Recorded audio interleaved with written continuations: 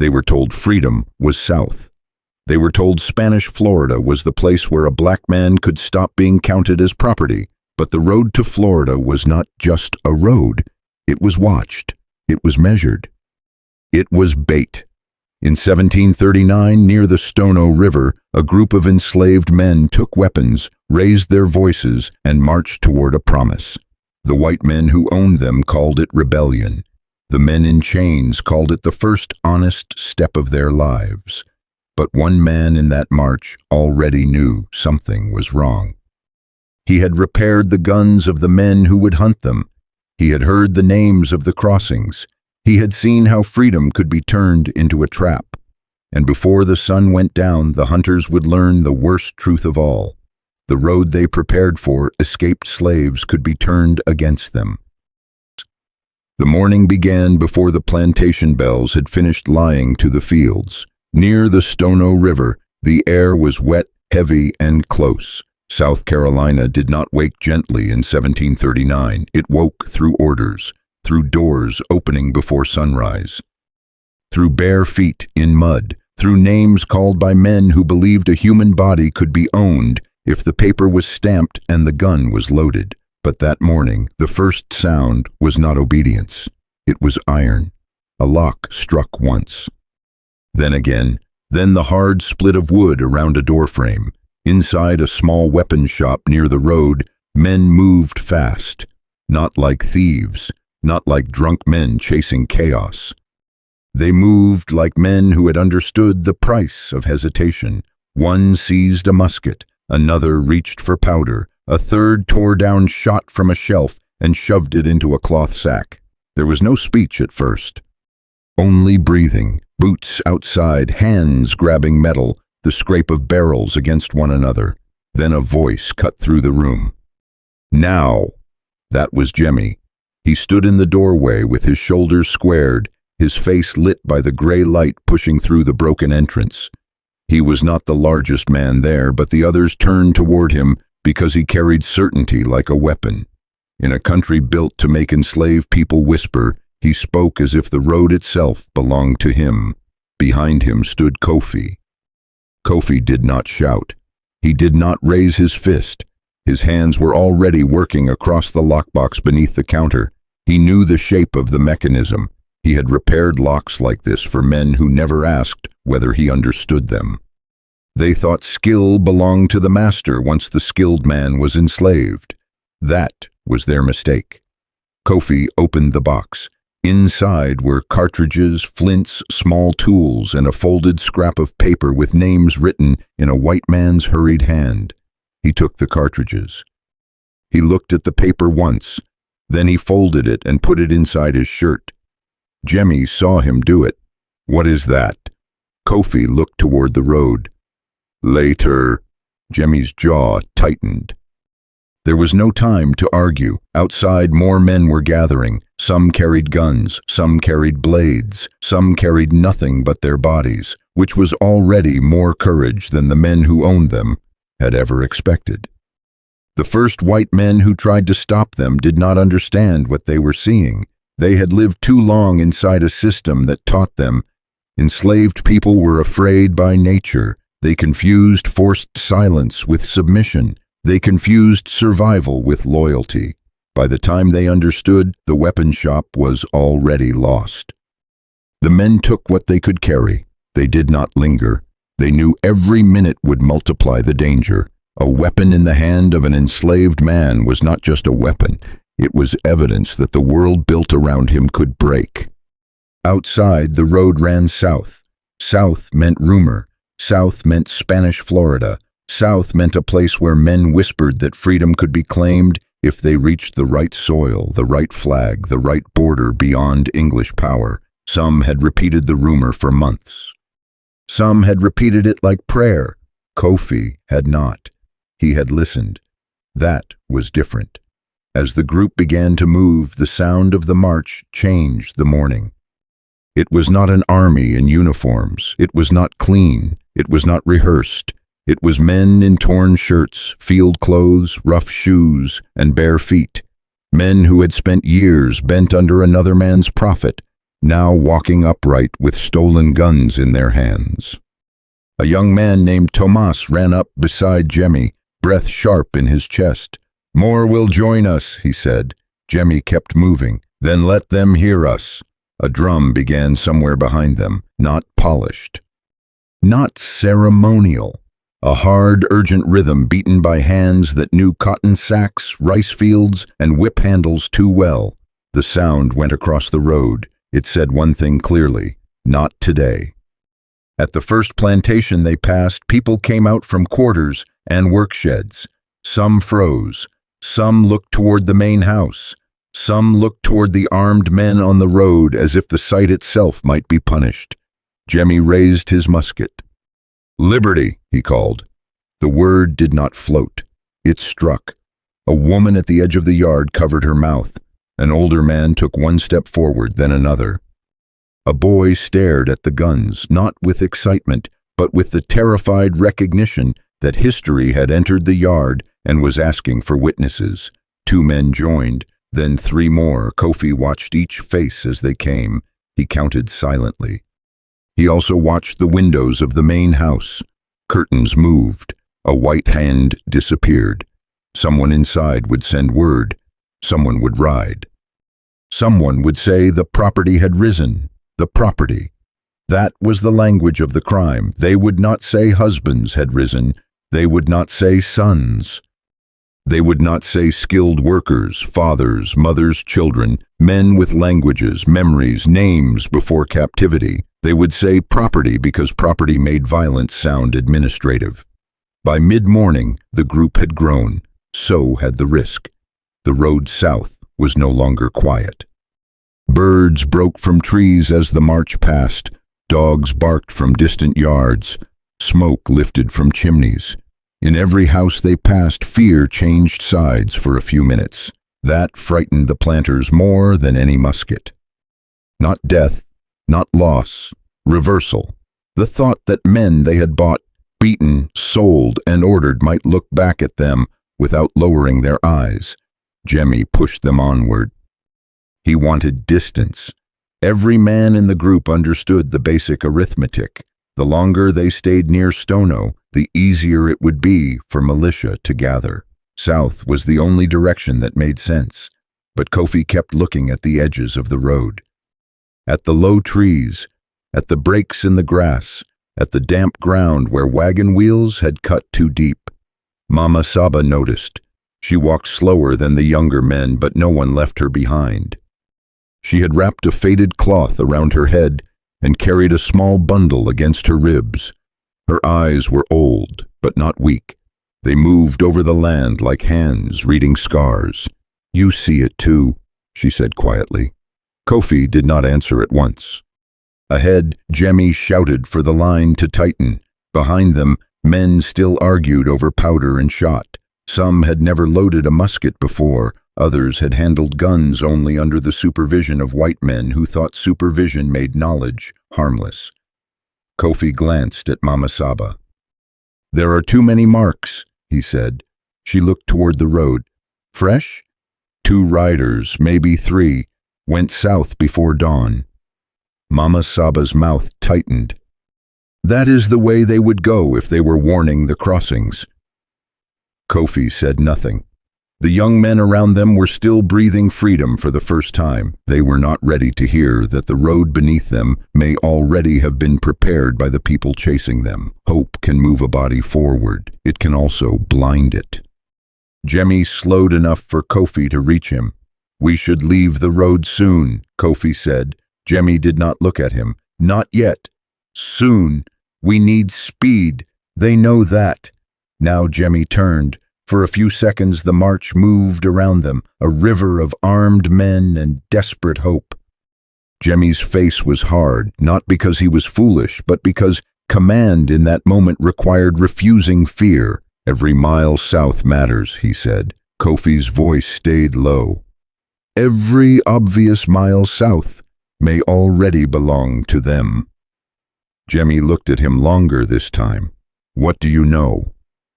Kofi touched the folded paper inside his shirt, but did not take it out. I know men who plan a hunt do not wait for the animal to choose the field. The words landed badly.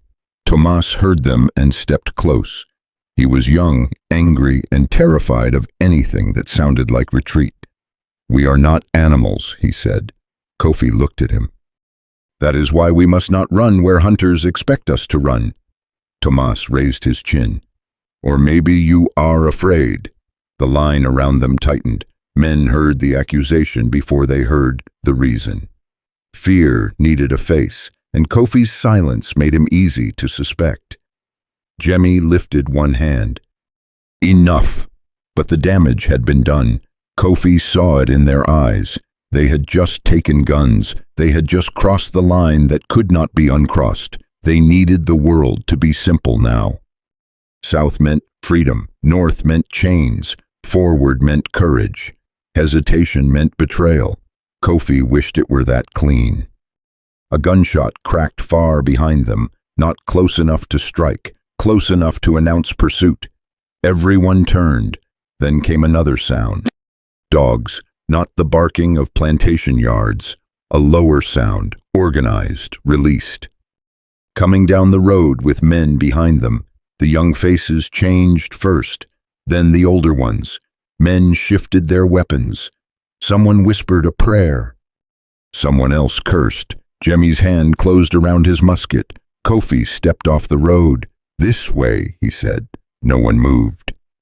He pointed toward a narrow break in the trees where the ground dropped toward wetland. It did not look like a path. That was the point. Tomas stared at him. That goes into the swamp. Kofi looked back toward the barking. Yes? Jemmy understood before the others did. His eyes moved from the road to the tree break to the smoke rising behind them in the distance. The hunters were counting on speed. They were counting on panic. They were counting on the fugitives to stay visible. Jemmy turned to the group. Move!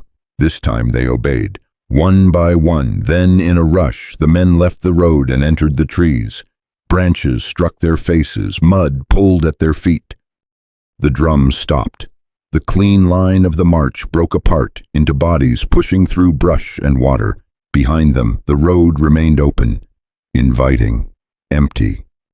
The first dogs reached the place where the group had turned and lost momentum at once. Their handlers shouted, horses slowed, men cursed at the sudden confusion. The road to Florida had been simple. The swamp was not. Kofi did not smile. He did not celebrate. This was not victory. It was the first avoided trap. And he knew something the others did not yet know. The men behind them had not built only one. If you're listening from a place that still remembers the cost of freedom, comment where you're listening from. And tell me this, when the road to freedom is designed by the oppressor, would you still follow it? Or would you make your own? The first turn into the swamp did not save them. It only changed the terms of the chase. The men behind them had expected a road. They had expected a line of fugitives moving south in fear, easy to measure, easy to flank, easy to break. Instead, they found mud, water, reeds, low branches, and silence. That silence mattered. On the road, the march had announced itself. In the swamp, sound became evidence. Every snapped branch could betray a child. Every splash could point a gun. Every breath had to be swallowed. Kofi moved at the front now, not because anyone had forgiven him, but because the land had forced the decision. Jemmy stayed close behind, musket raised, eyes cutting through the trees. The others followed in a broken chain. Men who had shouted liberty an hour earlier now stepped where Kofi stepped and waited when his hand closed into a fist. A few still did not trust him. Tomas was one of them. He carried a musket too long for his arms and kept looking back as if the safest place was still the open road. That was what terror did. It made the visible danger feel cleaner than the unseen one. A dog barked behind them. Then another, closer. Kofi stopped. Everyone froze. Water moved around their ankles. Mosquitoes gathered around their faces. Somewhere above them, a bird lifted hard from the canopy and vanished. The sound exposed the whole line for 1 second. Kofi raised 2 fingers and pointed left. No one spoke. They moved into deeper water. The choice was deliberate. Dogs could follow scent across dry leaves and broken grass. Water complicated the trail. Mud held footprints, but it also swallowed them. Reeds closed after bodies passed through. The swamp did not love the enslaved. It did not protect them by mercy, but it was not built by planters. That made it the first honest ground they had touched all morning. Behind them, Captain Harrow arrived at the edge of the trees with 6 mounted men and 2 handlers fighting to control the dogs. Harrow was not a soldier by discipline. He was a hunter by occupation. He knew how to read fear in tracks. He knew how men ran when they believed they were almost free. He had made a living from the laws of slaveholding country, where recovery of a human being could be written down like the return of stolen livestock. He looked at the broken brush, then at the water. One of the riders spat into the mud. "They went in there." Harrow's face tightened. He did not like the swamp. That was not fear, he would admit. Men like him did not name their limits. They renamed them as strategy. "Bring the dogs around," he said. The handler pulled the lead. The first dog lowered its head, circled, then lost the scent at the waterline. The second barked at the reeds and dragged sideways. Harrow watched. This was the first failure. Not large, not final, but visible. The hunters had expected movement they could dominate. Instead, the fugitives had entered terrain that degraded the tools of control. Guns could still kill, dogs could still find, men could still surround, but the system was slower now, less certain, less godlike. That uncertainty angered them. Harrow lifted his musket and fired blindly into the trees. The shot cracked over the swamp. Ahead, the fugitives dropped. A man named Kujo fell into the water beside Mama Saba and nearly pulled her down. Kofi turned sharply, saw no wound, and signaled with his palm, "Stay low." No scream followed, no body surfaced. The bullet had hit nothing. But it did what blind violence often does. It proved that the men firing did not need to see a target to feel entitled to shoot. Jemmy crawled forward through the reeds until he reached Kofi. "They are firing without sight," he whispered. "They want panic. They may get it." Kofi looked back at the line. He saw men shaking from exertion, powder sacks clutched under shirts, weapons held above water, eyes wide and searching.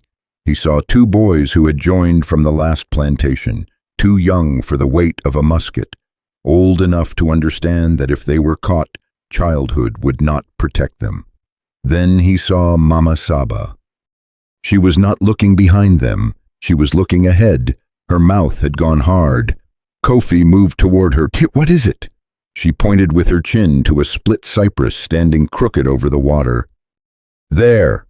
At first, Kofi saw only bark, moss, and shadow. Then he saw the mark.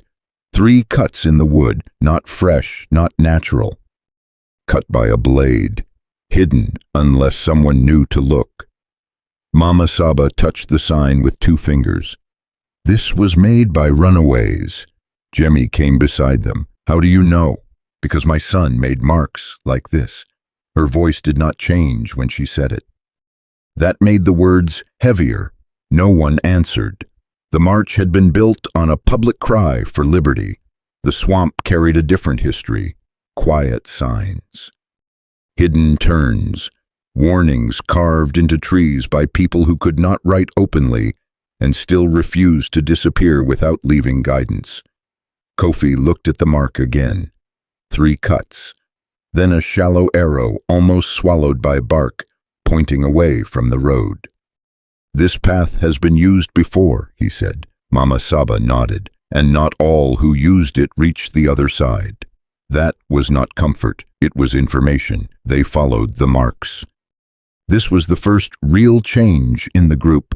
They had stopped following the rumor of Florida and started following evidence left by the hunted. Not paper, not a master's record, not a promise passed through fear. Marks in wood, bent reeds, a strip of cloth tied high where floodwater would not take it. The swamp became a document. Each sign accused the world outside it. A broken chain link half buried in mud, a child's wooden button caught in roots, a strip of blue cloth tied around a branch, not relics for pity, proof of movement, proof of attempts, proof that the road to freedom had been paid for before these men ever stepped onto it. Near midday, they reached a narrow rise of dry ground hidden inside the swamp. It was not large, barely enough space for the group to gather without standing in water. But after hours of moving through mud, it felt like land stolen back from the world. No one celebrated. They counted powder, they checked feet, they wrung water from cloth. One man had lost a shoe. Another had torn his arm on cypress bark. A third had dropped his powder horn in the swamp and stood with an empty musket, staring at it as if the weapon had betrayed him. Jemmy gave orders quietly. No fires. No shouting. Drink fast, then move. Thomas sat on a root, breathing hard. This is madness, he said. No one answered. He looked at Kofi. We should be on the main road. We would be farther south. Kofi did not respond. That made Thomas angrier. You hear me? Kofi turned. Yes. And farther south on the road may mean closer to their trap. Thomas stood. You keep saying trap. You have seen one patrol and some dog tracks. That is not a trap. That is pursuit. Kofi reached into his shirt. For a moment, Jemmy's eyes narrowed. He thought Kofi might finally show the paper he had taken from the weapon shop, but Kofi did not. He pulled out a small iron tool instead, a firing pin file. Thomas stared at it. Kofi held it up so the men around them could see. I made this for Harrow's men last month, he said. They brought muskets to the forge, not plantation guns. Patrol guns. They said they needed them ready before the end of summer. The group went still. Kofi turned the tool in his hand. They had new shot, new flints, new leather leads for dogs. They were not preparing for one runaway. Jemmy's face darkened. Kofi continued. They spoke where I could hear because they thought hearing was useless without power. They named the crossings. The road bends, the high ground before the river, the place where men would run if they believed Florida was close. Thomas's anger faltered. Why did you not say this before? Because men who had just taken guns would not have listened to a warning that sounded like fear. That was true, and everyone knew it. Truth did not make it easier to accept. Jemmy stepped closer. How much do you know? Enough to avoid the first two places, not enough to save us if we move like fools. And the paper? Kofi's eyes shifted. Now the group knew there was more. Jemmy held out his hand. Kofi did not move. The tension changed. It was no longer only suspicion. It was command against concealment. Mama Saba spoke before either man could harden further. Do not make him spend the last card because you want comfort. Jemmy looked at her. She stared back. Old age had taken speed from her, not authority. If he stole something they need, let him choose when to show it. Tomas laughed once, bitter and afraid. So now he leads us by secrets? Mama Saba turned on him. No, the masters led you by secrets. He is trying to keep you alive inside them. That ended the argument for the moment. Not because Tomas agreed, because the dogs barked again. Closer than before, the resting place broke apart instantly. Jemmy pointed two men to the rear. Kofi motioned the others toward a narrow water channel beyond the rise. Mama Saba grabbed the sleeve of one of the boys and pushed him forward. The hunters had found their angle, not the trail exactly, the pressure, the probable direction. Harrow was not stupid. He knew the fugitives could not remain in deep water forever. He would drive them toward dry ground, then toward crossings, then toward open sight. This was how control returned, not with certainty, but with narrowing choices. Kofi saw it, so did Jemmy. They moved faster now, not running. Running made noise and tore the line apart. They moved with forced discipline through water to the waist, muskets lifted overhead. The powder had to stay dry. A wet gun was only a club. Behind them came shouting, not words at first. Then names, not their true names, plantation names, ledger names, names used by overseers and owners to pull people back into property. The hunters shouted them into the swamp like hooks. One man in the group flinched when he heard his plantation name.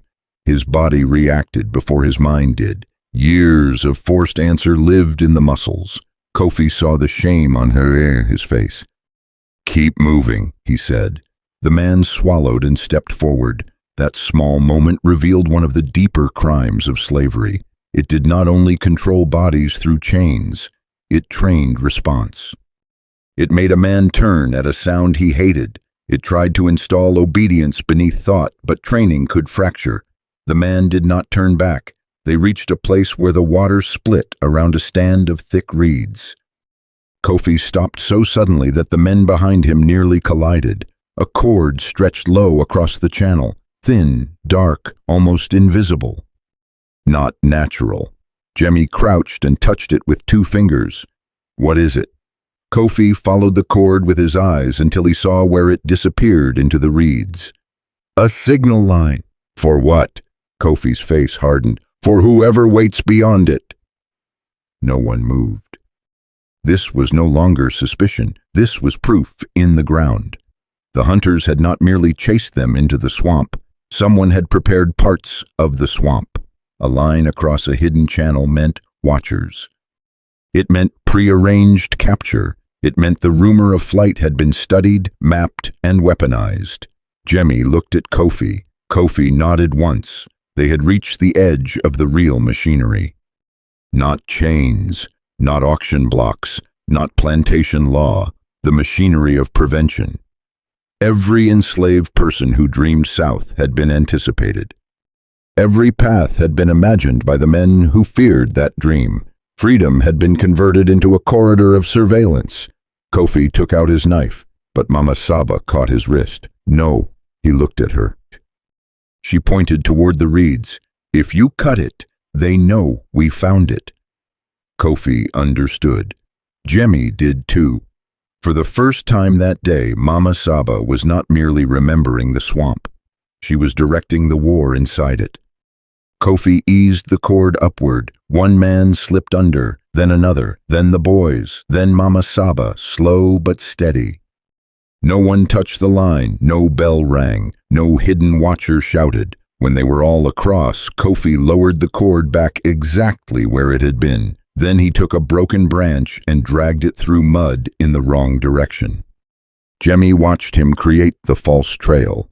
Not a speech, not a symbol, an answer. The group moved away from the channel, deeper into cover. Minutes later, behind them, the dogs reached the split. The handlers shouted. The animals pulled toward the false drag mark. Men followed the lie because they had expected the fugitives to make mistakes. For once, the arrogance worked against them. The sound of the chase shifted away. Tomas heard it. His face changed. He looked at Kofi but said nothing. Shame, gratitude, and fear were too crowded inside him for words. Kofi did not need apology. He needed time. The swamp closed again, but now the group knew the truth. With their feet, not their ears. The road south was watched. The crossings were watched. Even the hidden channels had been marked. The promise of Florida had not only traveled among the enslaved, it had traveled among the men who intended to stop them. And somewhere ahead, if Kofi's memory was right, there would be a place designed to look like hope. A place desperate people would run toward, a place hunters would wait beside. Mama Saba walked beside him now. "You know where they are pushing us," she said. Kofi nodded. "So do I," she said. He turned to her. Her eyes stayed forward. "My son died near a sign that said Florida." The words were quiet. They did not ask for pity. They gave the next objective. Jemmy heard. The march had begun with weapons and a cry. Now it had a different purpose, not simply to flee. Not simply to survive the next mile, they had to find the false promise. They had to expose it before it swallowed them too. The signal line did not prove the whole trap. It proved something worse. It proved planning. A chase could be blamed on fear, anger, panic, or the sudden violence of men protecting a system they pretended was lawful. But a signal line stretched across a hidden channel required time. It required hands. It required men to enter the swamp before the rebellion, mark places where desperate people might pass, and prepare a response before the first gun was taken. That was not reaction. That was design. The group moved under low trees where the branches forced them to bend. The deeper they went, the less the swamp looked like escape, and the more it looked like a second prison, built without walls. Water blocked speed. Mud stole strength. Insects gathered on open skin. Every man carried the weight of the weapon he had wanted so badly, and now the powder inside those weapons had become a second life to protect. Jemmy kept the line moving. He no longer challenged every turn Kofi made. That did not mean trust had fully arrived. Trust under pursuit is not a feeling. It is a temporary agreement not to destroy each other before the enemy arrives. Kofi understood that. He gave short signals. Open hand meant stop. 2 fingers meant shift left.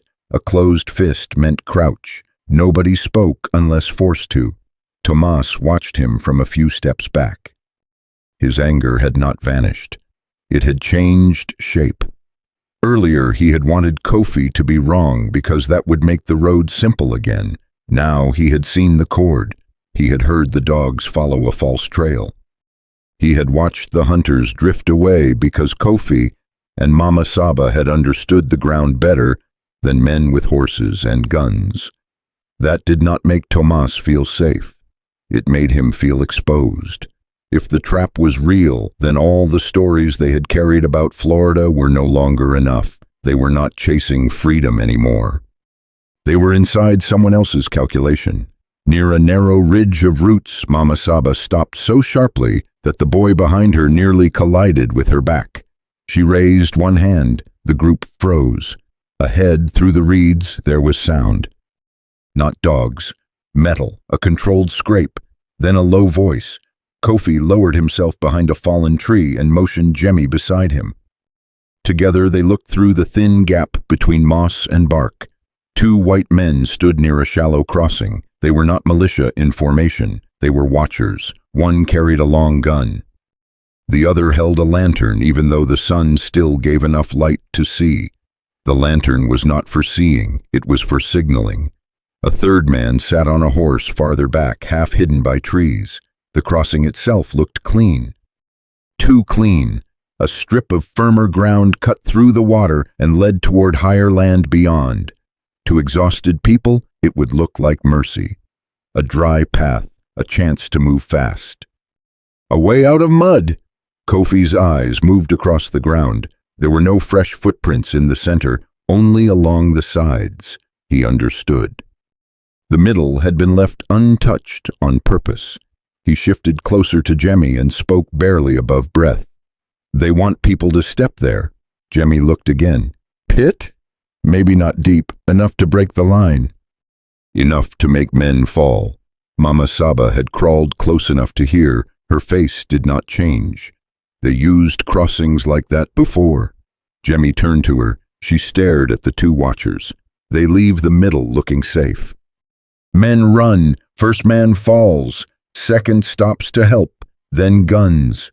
The accusation sat in the air with the weight of prior deaths. This was how the machinery worked. Not only through open violence, through false openings, through paths arranged to punish hope, through the study of what a terrified person would choose when given one visible chance.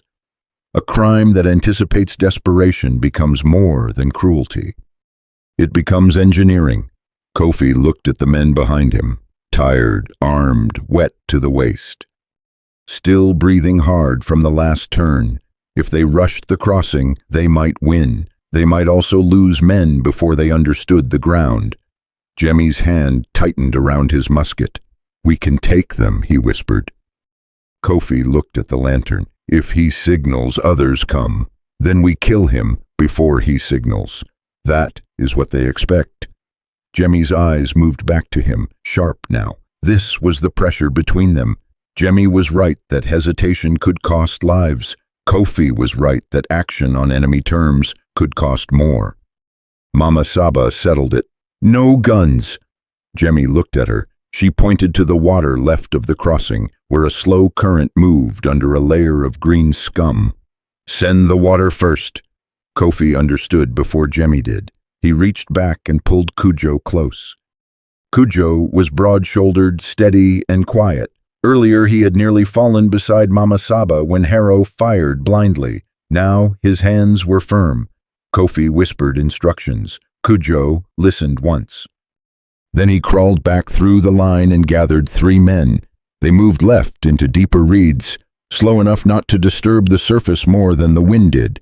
They carried no raised weapons, only short sticks and a length of broken branch. At the crossing, the watchers waited. They were bored. That was visible in their posture. Bored men guarding a trap are dangerous in a different way. They stop seeing the people they are meant to catch and start seeing only the reward for catching them. One of them spoke. "Think they turned back?" The man with the lantern shook his head. "They always come south." Always. That was the doctrine of the slave-holding mind. It believed suffering made people predictable. It believed longing could be mapped. It believed every escape could be reduced to root, appetite, and fear. Then the water moved, not near the crossing, farther left. A branch drifted into the channel, then caught against a cluster of roots. Another followed, then a larger piece, pushed by unseen hands from under cover, slid into the current and struck the bank with a dull knock. The watcher with the gun turned. "What was that?" The man with the lantern lifted it slightly. The horse shifted. The mounted man leaned forward. "Check it." The gunman stepped away from the crossing. Then another sound came from the opposite side. A splash. Deliberate. Brief. The lantern man turned fast, raising the light toward the reeds. That was when Jemmy moved. Not with a charge, not with a cry.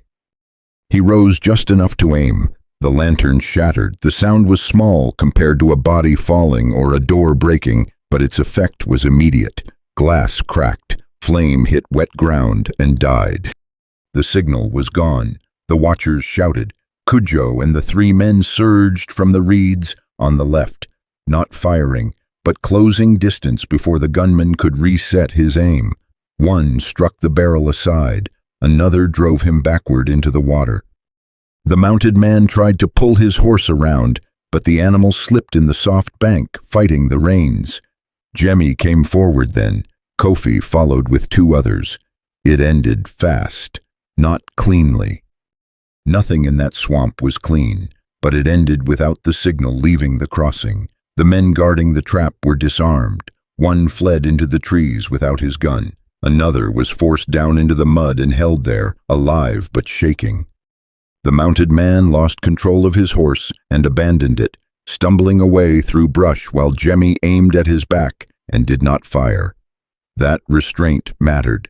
The story of rebellion is often told by those who fear it. They describe enslaved people as violence unleashed, because that version excuses the violence used against them. But here at the crossing, with weapons taken and the advantage briefly reversed, Jemmy made a different choice. He did not spare the man because the man deserved mercy. He spared him because powder was limited, sound was dangerous, and the goal was not spectacle. It was survival. Kofi and Kujo examined the crossing. The trap was exactly where Mama Saba said it would be. Beneath the clean strip of mud, thin branches had been laid over a narrow trench and covered with wet grass. Not deep enough to bury a man, deep enough to drop his leg, break his speed, snap bone if he ran hard, and stop everyone behind him. On both sides, marks showed where shooters could stand behind cover. Kofi crouched beside the trench.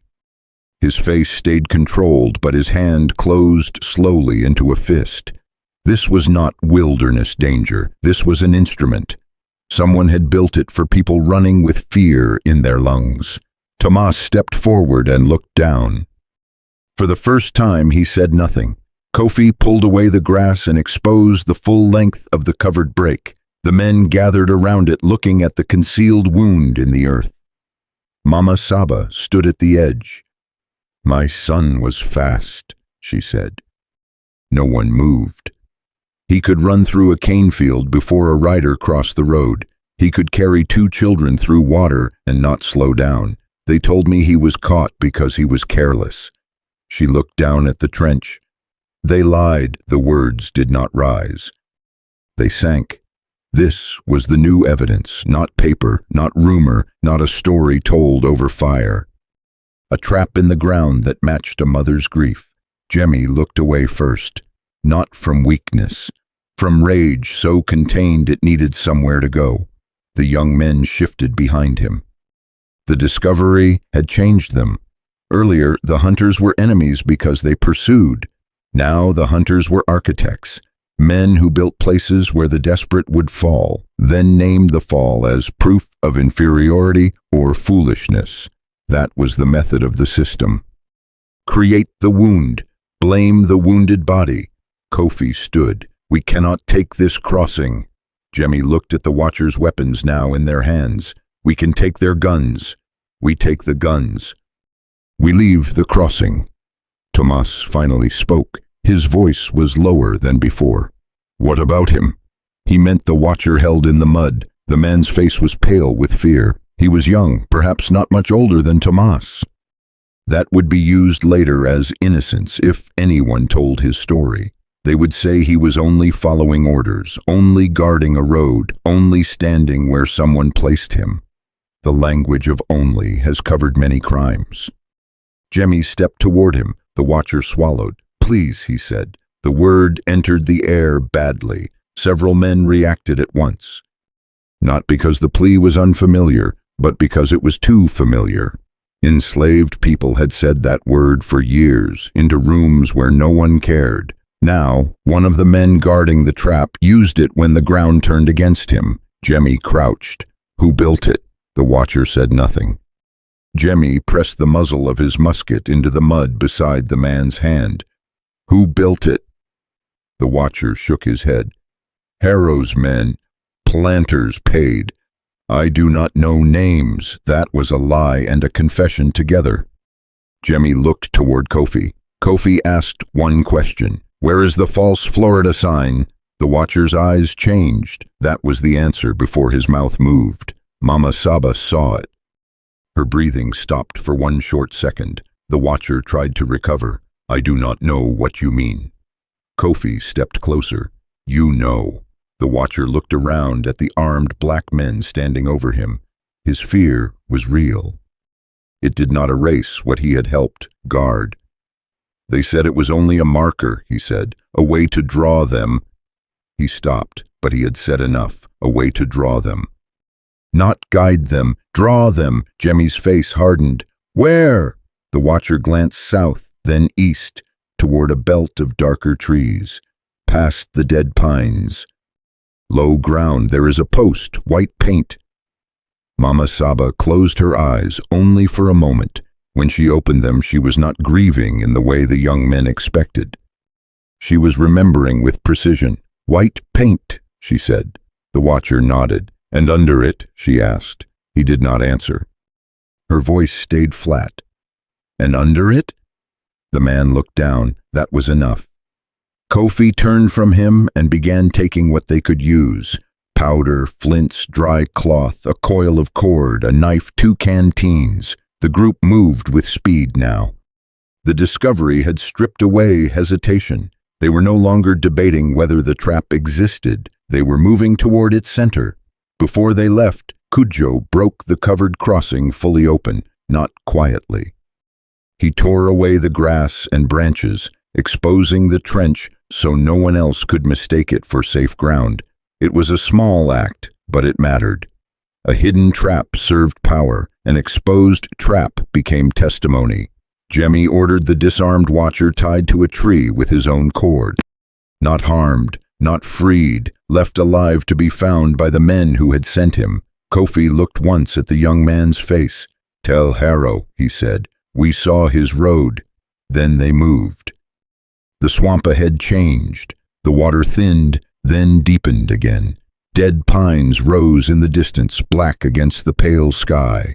The group no longer marched like a crowd escaping danger. They moved like people approaching a crime scene. Mama Saba led now. Not fast, not uncertain. Led. Kofi walked beside her and Jemmy behind them. The order of the group had shifted. Authority was no longer only in the man with the loudest call or the one with the best knowledge of locks and guns. It was also in the woman whose loss matched the land. That relationship changed everything. Jemmy had started the morning as the public voice of rebellion. Kofi had become the strategist of survival. Mama Saba now carried the map of the dead. Together, they were no longer simply fleeing toward Florida.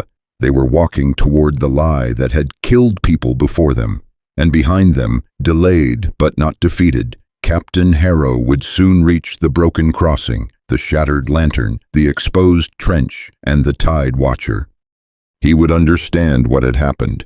The fugitives had not merely slipped past a trap. They had studied it. They had exposed it, and now they were moving toward the one place Harrow believed no runaway could approach without breaking. The false sign, the bait, the painted promise, the place where freedom had been made to look close enough to touch. The broken crossing behind them changed the march. Before, fear had moved through the group in separate bodies. One man feared the dogs, another feared the militia, another feared the swamp, another feared that Florida was too far for tired legs and wet powder. Now the fear had a single shape, a white painted sign. That was where the trap became personal. It was no longer an idea Kofi warned them about. It was no longer a hidden cord or a covered trench. It had a location, a direction, a name whispered by the watcher in the mud, past the dead pines, low ground. White paint.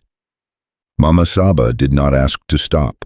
She did not ask anyone to slow for her. Her feet were cut from roots and wet bark, but she moved forward with the controlled force of someone who had waited years to face a lie. Kofi stayed beside her.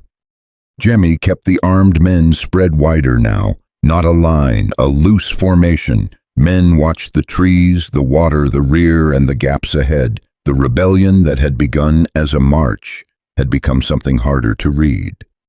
Less visible, less loud, more dangerous to the men hunting it. That was the first consequence Harrow had not planned for. He had planned for panic. He had not planned for adaptation. The swamp narrowed into a corridor of black water and pale grass. The dead pines appeared before they reached them, rising out of the low ground like burned posts. No birds moved there. No frogs called. Even the insects seemed thinner. A place like that did not need ghosts to feel accused. It only needed silence. Tomas walked close to Cudjo now. He had stopped challenging Kofi. But silence was not the same as peace. His eyes kept returning to Mama Saba. Everyone had heard what she said about her son. No one asked his name. They were afraid the name would make the place ahead too real. At the first dead pine, Kofi stopped the group. He raised his hand. Everyone crouched. The ground ahead sloped down toward a clearing half filled with water. Beyond it, the trees opened just enough for sunlight to fall on one object. A post. Not tall, not official, not a border marker made by a government. A rough piece of timber driven into wet ground and painted white at the top so it could be seen from a distance. On it, in crude, dark letters, was one word: Florida. No one spoke. The word had power because people had loaded it with survival. It had traveled from quarter to quarter, field to field, whispered after nightfall, carried under threat of punishment. Men and women who had no lawful claim over their own bodies had allowed themselves to imagine that somewhere beyond English control a line might exist where the old rules weakened. The planters understood that. They understood hope well enough to counterfeit it. Jemmy stared at the sign with his musket lowered. For the first time since the weapon shop, his face showed something close to injury. Not fear, insult. The sign was not only bait, it was mockery. It took the word that had pulled people south and nailed it to a killing ground. Kofi studied the clearing. No movement. That meant nothing. The hunters knew patience. Their whole economy depended on waiting out hunger, fear, distance, and exhaustion. A hidden man with a gun could become part of the landscape if he had been taught to see the fugitive as prey and himself as law. Mama Saba stepped forward. Kofi caught her arm. She did not look at him. Not yet, he said. She kept her eyes on the sign. I know this place. Jemmy moved closer. You have been here? No. Her voice was flat. But I saw it every night for 12 years. No one asked what she meant. They understood enough. There are places grief visits without the body. Kofi lowered himself and touched the mud. Not the center, the edge. He pressed 2 fingers into it, then smelled them. Oil. Faint, but there. A lantern had been used recently, maybe more than one. He pointed to 3 places around the clearing. Left bank, broken stump, high root line. Kujo nodded and passed the signal back. Jemmy understood.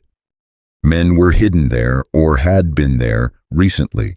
The sign stood in the open because the danger was not the sign. The danger was the space around it. Kofi took out the coil of cord they had taken from the watcher. He handed one end to Kujo and spoke into his ear. Then he pointed to the water channel behind the clearing. Kujo's eyes narrowed. The plan was simple, because there was no time for a complicated one. They would not rush the sign. They would not fire at shadows. They would force the hidden men to reveal themselves, not with speeches. With movement they did not control. 3 men slid into the water to the left, keeping reeds between themselves and the clearing.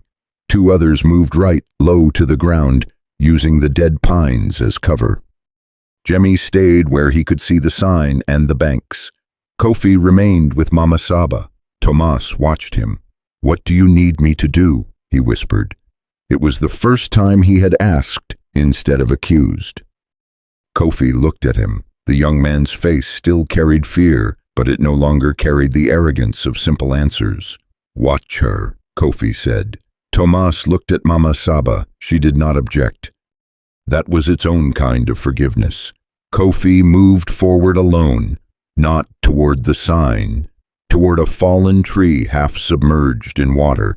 He stepped carefully, placing his feet where roots broke the mud. He knew hidden pits were possible. He knew snares were possible. He knew the men who made such traps believed cruelty became intelligence when it worked. At the fallen tree, he crouched and tied the cord to a branch. Across the clearing, Kujo had already looped the other end around a dead root below the waterline. Kofi gave one short pull. Kujo pulled back. The cord tightened beneath the water surface. Invisible from the banks, Jemmy raised his musket and aimed at the empty left side of the clearing. Then Kofi stood. He stepped into view. The clearing held its breath. Kofi did not walk to the sign. He walked beside it, close enough for the painted word to sit over his shoulder, but not close enough to enter the center of the killing ground. A voice came from the trees. Drop the gun. Kofi did not move.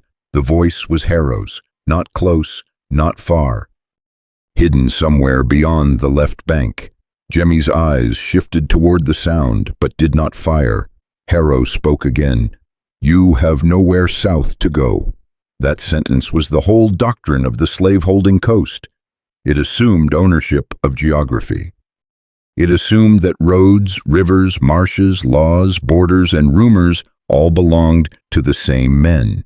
It assumed that a black person moving toward freedom was not traveling through land, but trespassing through property. Kofi turned slightly toward the voice. You painted the sign. No answer. You built the road to it. Still no answer. Mama Saba's hand tightened around Tomas's wrist. The men hidden around the clearing waited. They expected Kofi to argue, beg, charge, or run. They expected the body to reveal the mind. Kofi did none of those things. He raised his empty left hand and pointed at the sign. How many? Harrow laughed once. It was controlled, dry, meant to unsettle. How many what? Mama Saba stepped into view before Kofi could stop her. Tomas reached for her, but she pulled free. The group behind her tensed. Jemmy's musket shifted. Kofi's jaw tightened, but he did not move toward her. To drag her back now would expose them both. Mama Saba walked slowly to the edge of the clearing, not to the center. She had learned. She looked at the sign. Then she spoke toward the trees. My son came here. The swamp gave no answer. His name was Nzo. The name entered the clearing like a charge read aloud. Harrow did not respond. That was the first mistake. Silence from a guilty place confirms more than denial. Mama Saba looked at the mud beneath the sign. You told them he ran wrong. You told them he got lost. You told them he was found because he did not know the land. Her voice stayed level. But he followed the word you painted. Behind the banks, something moved. A man shifted his weight. Jemmy saw it. So did Kujo. Kofi waited. Mama Saba stepped one pace closer to the post. A gun cocked in the trees. That was the second mistake. The sound gave position. Jemmy fired. The shot struck the tree above the hidden man, spraying bark. The man flinched backward and exposed himself. Kujo pulled the cord hard. The submerged line snapped tight across the clearing's edge, just as two armed men surged from cover to reposition. One fell forward into the water. The other stumbled over him. The trap did not kill them. It broke their control. That was enough. The swamp erupted, but not in chaos. The fugitives moved with the discipline forced into them by terror and sharpened by Kofi's signals. Two men seized the fallen gun. Another dragged Mama Saba back behind cover. Jemmy reloaded with wet, shaking hands while Tomas shielded him with his body, eyes fixed on the tree line. Harrow fired once from the left bank. The shot hit water near Kofi's leg. Kofi dropped, rolled behind the fallen tree, and pulled his own musket into position. He did not fire. He waited for a target. Harrow understood the problem immediately. The killing ground had turned unstable. His men were no longer invisible. The fugitives were not in the center. The sign had failed as bait because the people approaching it had already stopped believing in it. A trap depends on faith. Once exposed, it becomes wood, mud, and bad planning. Harrow shouted for his men to fall back to the ridge. That order revealed more than he intended. There was a ridge, a second position. Kofi heard it, so did Jemmy. The hunters had not placed all their men at the sign. They had layers. The white post was only the front mouth of the trap. Behind it, higher ground waited. That meant horses, more guns, possibly reinforcements. The fugitives had won one turn, not the field. Jemmy signaled retreat to the side channel, but Mama Saba resisted. She pulled away from Tomas and moved toward the post again. Kofi swore under his breath and went after her. Mama Saba. She did not stop. Gun smoke hung low. Men shouted from the ridge. Kujo and two others fired toward the bank to keep heads down. Every second near the sign increased the risk. Mama Saba reached the post. She knelt, not in surrender. In recognition. At the base of the sign, half buried in mud and roots, was something small and dark. She dug with her fingers. Kofi reached her and pulled mud away with both hands. A metal ring emerged. Then a broken link. Then another. Not a full chain, a fragment old. Corroded, hidden by years of wet earth. Mama Saba held it. For a moment, the entire chase narrowed into that object, not because it proved every death. It did not need to. It proved enough. The sign had not stood above empty ground. People had been taken here, bound here, broken here, removed from here, then erased by the same men who had painted hope on the post. Mama Saba closed her hand around the chain link. "This is where they lied," she said. Kofi looked toward the ridge. "They are coming down." She stood. Her face had changed, not softened, not healed. Something colder. "Then we leave them the sign." Kofi understood. He grabbed the post with both hands and pulled. It did not move. The wood had been driven deep. Thomas saw him struggling and ran from cover. Cujo followed. Jemmy shouted for them to hurry, then fired again toward the ridge. Together they rocked the post. Once. Twice. Mud loosened around the base. A shot cracked from the ridge and struck the upper part of the wood, throwing white paint chips into the air. Nobody let go. On the third pull, the post tore free. The word Florida tilted sideways, then came out of the ground in their hands. The effect on the group was immediate. Men who had carried that word like a compass now saw it as a plank, a thing made by hands, a lie that could be uprooted. That mattered. Oppression works by making its signs look permanent. This one came out of the mud. Kofi handed the post to Cujo. "Carry it." Cujo stared at him. "Why?" Jemmy answered before Kofi did. "Because Harrow needs to follow what he made." They moved into the side channel, dragging the false sign with them, not as a trophy, as bait reversed. Behind them, Harrow reached the clearing with 4 men, one limping, one bleeding from bark and splinters, all furious and wet. He saw the exposed mud, the disturbed ground, the missing sign. For the first time that day, his face lost its calculation. The fugitives had not simply survived the false Florida marker. They had taken it. One of his men looked at him. "What now?" Harrow stared at the hole where the post had stood. The answer should have been simple. Pursue. Recover. Punish. But the sign was gone, and with it the certainty of the trap. Ahead in the deeper swamp, Kofi and Jemmy led the group away from the clearing. Mama Saba carried the broken chain link in her fist. Thomas walked beside her without speaking. The white painted post moved at the center of the line, passed from shoulder to shoulder when one man tired. It had been built to draw them into death. Now it would draw the hunters into water they did not know. The road to Florida was still far, but the false road had been exposed, and for the first time since morning, the group was no longer only reacting to the men behind them. They were choosing where the chase would go next. The false sign became heavier the farther they carried it, not because the wood had weight. Men who had hauled timber, barrels, cane, rice, and bodies too tired to stand knew weight. The post was nothing compared with the labor stolen from them. It was heavy because of what had been nailed into it, a word, a direction, a lie. Cujo carried it first, balanced across one shoulder, white paint scraping against his torn shirt. Then another man took it, then Tomas. No one treated it like a trophy. They treated it like an object recovered from a crime scene. It had been planted to pull desperate people into a killing ground. Now it moved through the swamp in the hands of the people. It was meant to deceive. Behind them, Harrow was coming. That was certain.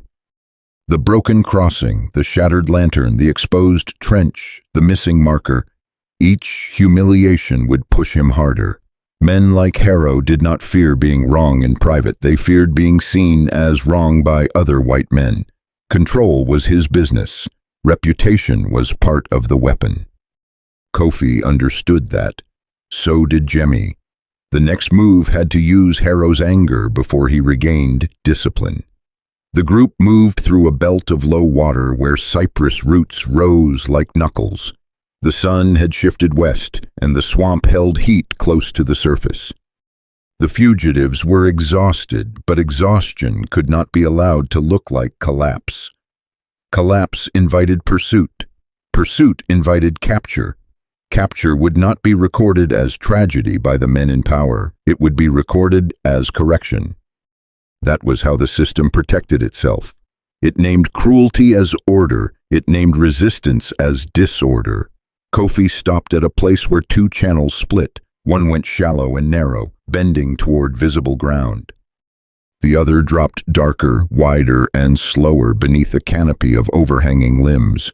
Kujo lowered the post. Jemmy came forward. "Which one?" Kofi pointed to the shallow route. "That is where he will expect us to go." Tomas looked at the darker water. "And that? Harder. Safer." Kofi did not answer quickly. No. That honesty moved through the group like a cold hand. Jemmy looked at him. "Then why take it?" "Because he will not take it unless we make him." Mama Saba understood first. She stepped close to the post and touched the white paint with 2 fingers. "You want him to chase the sign." Kofi nodded. The plan formed without ceremony.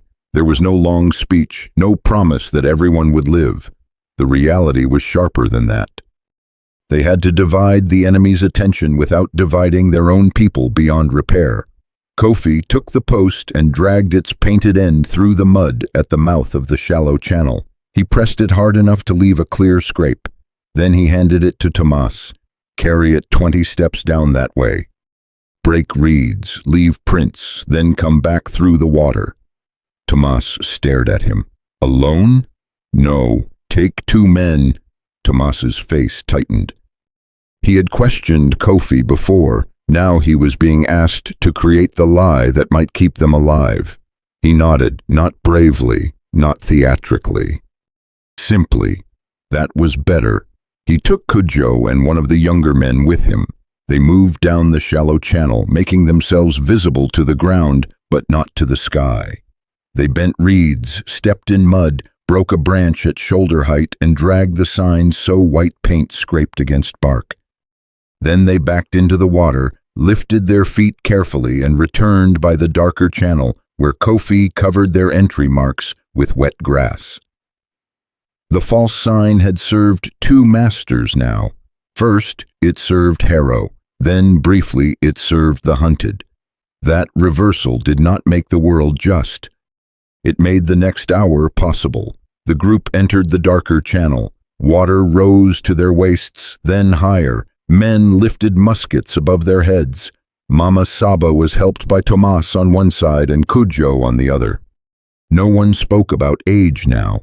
No one mistook slowness for weakness. Her memory had brought them to the sign. Her grief had identified the ground. Her steadiness had kept them from charging into the open. A rebellion survives not only through men who fire weapons, it survives through those who know where the weapons should not be fired. Behind them, Harrow reached the split. He came on foot now. The horses had become liabilities in the deep swamp. His boots were black with mud. His face was wet from heat and fury. 4 men remained close to him, one limping, one with blood dried along his temple, where bark had struck him near the false sign. The dogs were tired and agitated, pulling in conflicting directions. At the mouth of the shallow channel, Harrow saw the scrape of white paint. He crouched, touched it, looked ahead.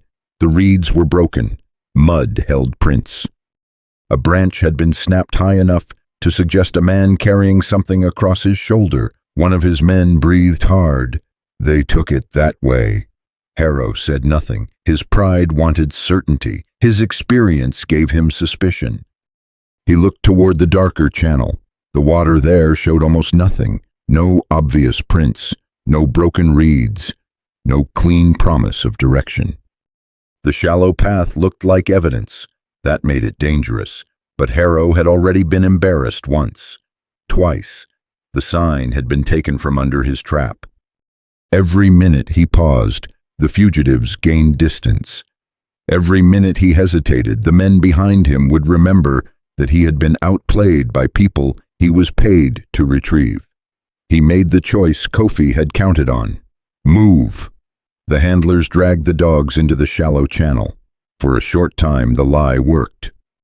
The hunters followed the visible signs, cursing through mud, pushing through broken reeds, chasing the post that was no longer there.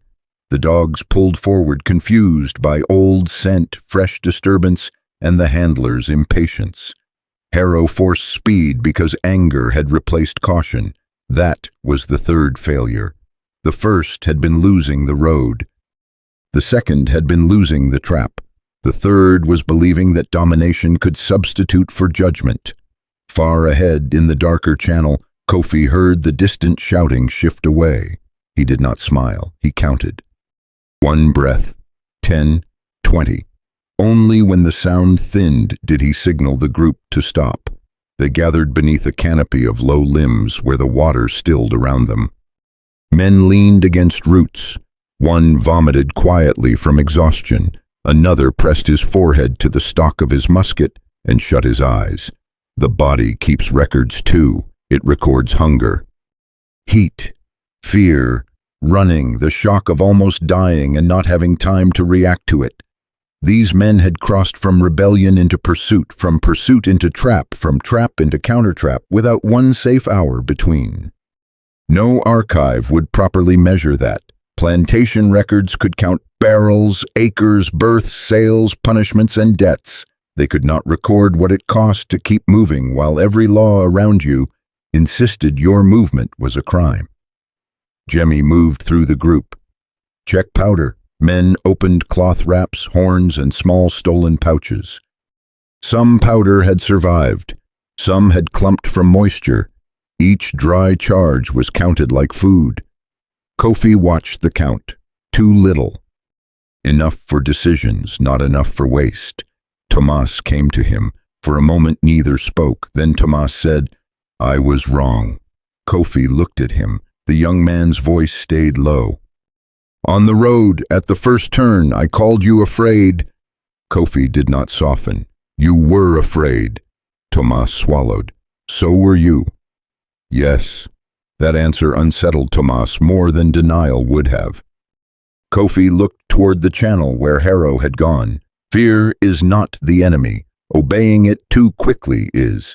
Tomas nodded once. It was not a friendship. It was not forgiveness. It was a correction. Under the conditions forced on them, that was enough. Mama Saba sat on a raised root, the broken chain link still clenched in her hand. She had not let it go since the sign. Her thumb moved over the metal again and again, feeling the corrosion, the edges, the proof. Jemmy came to her. Was Enzo his only name? She looked up. The question had weight because names were among the first things slavery tried to damage. It took names, changed them, shortened them, mocked them, replaced them with whatever a ledger could hold. Mama Saba answered carefully. No, it was the name his father gave him. Jemmy nodded. We will remember that one. She looked at him for a long moment.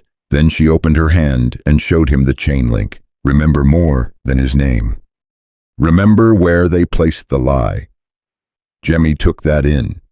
The rebellion that morning had begun with a public demand, liberty.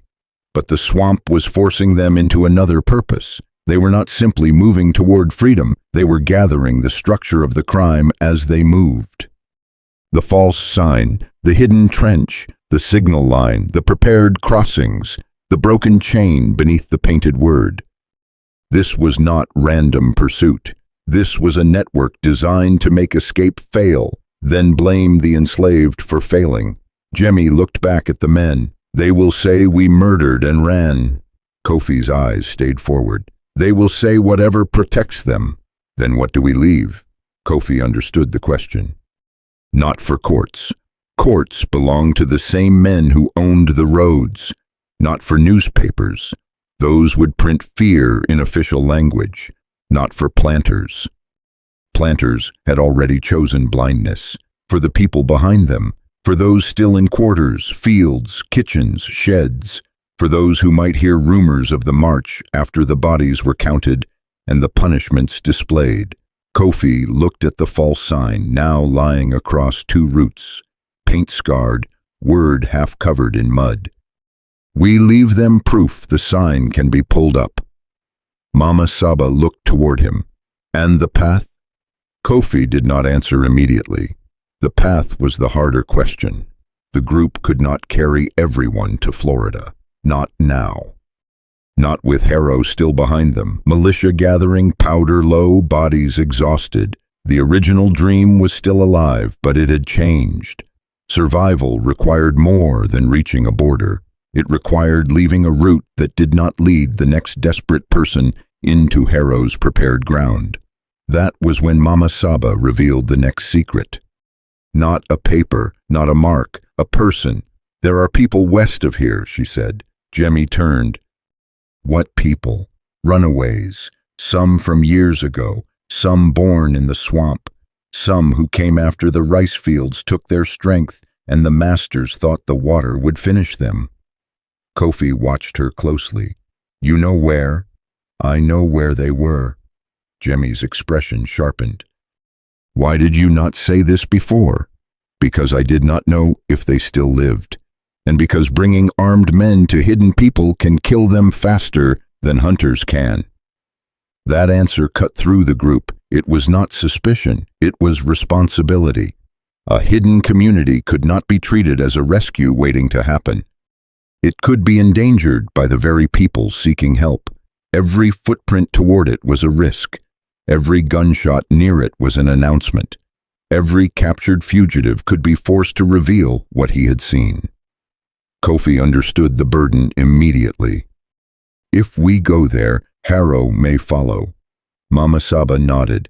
If we do not, we may not have enough powder or strength to survive the ridge.